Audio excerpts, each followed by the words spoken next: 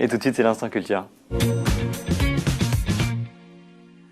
Paul Le Dior, bonjour à vous. Bonjour. Vous êtes la directrice de la Petite Chimère à Lorient. Alors c'est une salle de spectacle qui s'est créée en tout cas pour le lieu même en 2008. Vous parlez d'un lieu dédié à la poésie plutôt ouvert. Oui, alors la Petite Chimère, c'est vraiment la salle du théâtre de la Chimère. Voilà, derrière il y a une compagnie. Oui, voilà. Plein de trucs, plein de projets depuis 1996. Qui est très ancienne. Hein. Alors justement, qu'est-ce qu'on y fait dans cette Petite Chimère, dans cette Petite Chimère, on fait nos propres créations. Ben, elle est quand même réservée à la poésie qui se dit, qui se chante, qui se danse, enfin toutes ces formes. Et donc on accueille des artistes, des chanteurs à texte. Ouais. Et les premiers que nous avons accueillis, ce sont ceux que nous aimons, évidemment.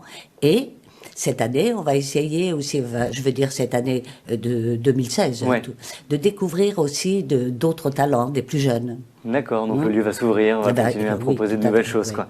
Alors on va peut-être commencer par l'une de vos créations. Justement, vous allez proposer à partir de vendredi 11 mars une création, en fait, d'après un texte de Lina Prosa. C'est un texte qui s'appelle Lampedusa Beach. Oui, Lampedusa Beach, on devait le créer en janvier 2015, mais on a eu les attentats Charlie. Ensuite, on l'a ressorti en octobre. Il y a eu Et il y a eu les attentats du Bataclan, voilà. Notamment. Donc, on a quand même joué. Et là, on reprend pour une série, voilà.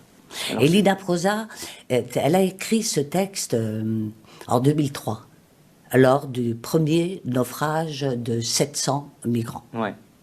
C'est un texte très fort, très beau, mais dont Michel Écovard est tout de suite a eu le coup de foudre et s'est dit que c'était très important de le monter, moi aussi d'ailleurs. Hein.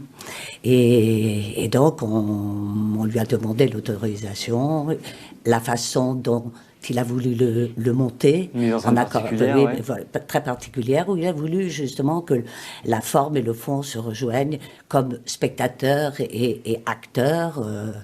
Il n'y a pas de séparation. Et l'acteur, ou l'actrice plutôt, puisque c'est l'histoire d'une jeune érythréenne de 18 ans qui prend le bateau donc et qui va faire naufrage en Méditerranée. Et elle raconte toute sa descente au fond de l'eau, sa mort. Mais ce n'est pas du tout un récit larmoyant, triste, non. Je pense, quand on meurt, quand on est confronté à ça, oui, c'est des retours de sa vie. Elle se revoit en Afrique. L'histoire est grave, mais finalement la forme va rester poétique. Oui, tout à fait. Elle est tendre et on ressort de ce spectacle avec une émotion qui provoque de la révolte quand même. Parce que mais le spectateur est baigné dans un univers sonore qui est la mer et vit chaque seconde avec Shoba qui va descendre, rencontrer tout un univers à l'intérieur. Mais non, j'allais dire les dates du coup pour qu'on puisse passer aux autres événements, parce que sinon j'ai peur qu'on n'ait pas le temps de quel dommage. On sent que vous êtes passionné. C'est vraiment très beau. Et ce qu'on a fait, sa mise en espace ou mise en scène, c'est très difficile à définir. Hein.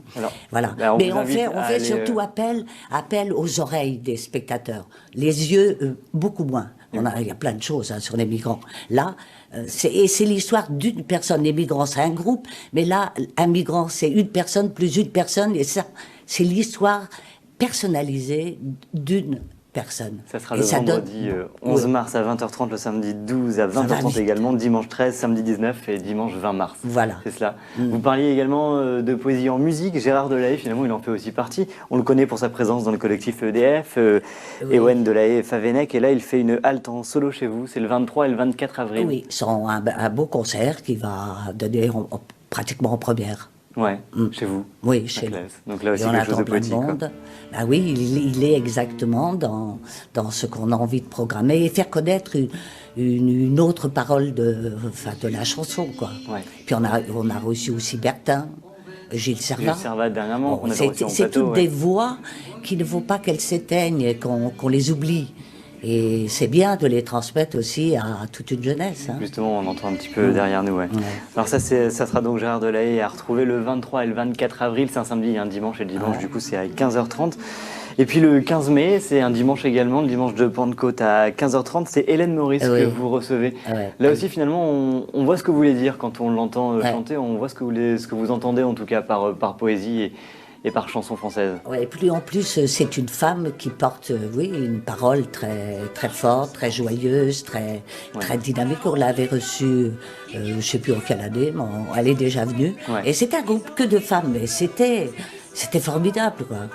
Et ça parlait des femmes. En tout cas, on vous sent passionné. C'est plaisant. Et l'accueil, la salle, tous les artistes qui passent l'aiment parce qu'on est tout proche. Il n'y a pas de séparation entre scène et salle. On vit avec l'artiste. On a vu la photo en tout début. C'est vraiment une et c'est le cas avec Choba. On peut pas. On s'engueule, bat avec nous, ou nous on bat avec elle. Et voilà quoi. Merci. Et c'est un très beau spectacle. Et Michel Ecoffard, on a fait, Étienne Pernès a fait le son. Ouais. Merci à vous, en tout cas, de nous présenter. De quoi? Oui, c'est un peu court. Ah bah écoutez, pour le moment, on vous invitera 52 minutes. Et puis voilà. En tout cas, c'était très gentil d'être venu nous voir. Et puis oui, on ne manquera pas de vous réinviter. Il n'y a aucun problème. Très gentil. Merci à vous.